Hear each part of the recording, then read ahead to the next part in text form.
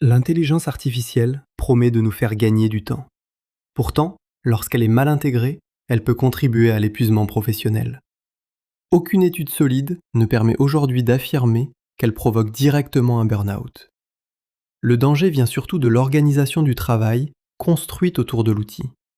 L'Organisation mondiale de la santé définit le burn-out comme la conséquence d'un stress chronique au travail mal pris en charge.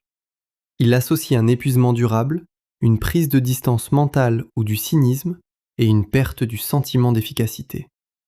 Il ne faut pas le confondre avec une simple fatigue numérique ou une anxiété passagère liée à l'IA. L'IA peut être bénéfique.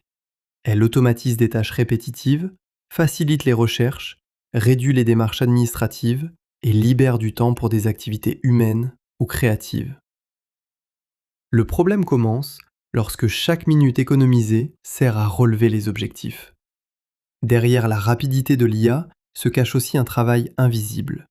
Formuler les demandes, vérifier les réponses, retrouver les sources, corriger les erreurs et assumer le résultat. La multiplication des outils fragmente l'attention. La surveillance algorithmique peut distribuer les tâches, mesurer les temps de réponse et évaluer les performances. Le salarié risque de perdre son autonomie et ses pauses. La peur d'être remplacé aggrave l'anxiété. L'IA transformera probablement davantage les tâches qu'elle ne supprimera les emplois, mais l'incertitude peut fragiliser. Le risque augmente lorsque se cumulent intensité du travail, manque d'autonomie, isolement, conflit de valeurs, insécurité professionnelle et disparition de la frontière entre travail et repos. Certains signes doivent alerter. Fatigue persistante, troubles du sommeil ou de la concentration, irritabilité, perte d'intérêt, cynisme, sentiment d'incompétence, erreurs répétées ou consommation accrue d'alcool, de stimulants ou de médicaments.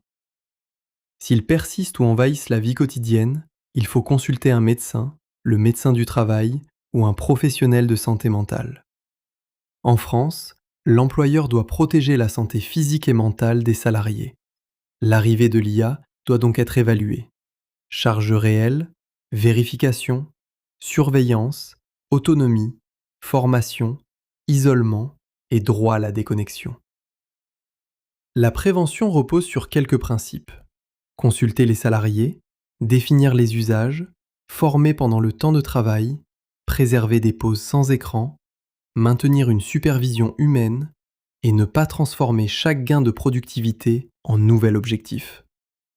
La bonne question n'est pas seulement de savoir combien d'heures l'IA est utilisée, mais dans quelles conditions et avec quelle protection.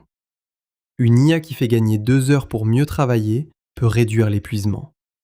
Si ce temps gagné sert à imposer davantage de travail, elle produit l'effet inverse.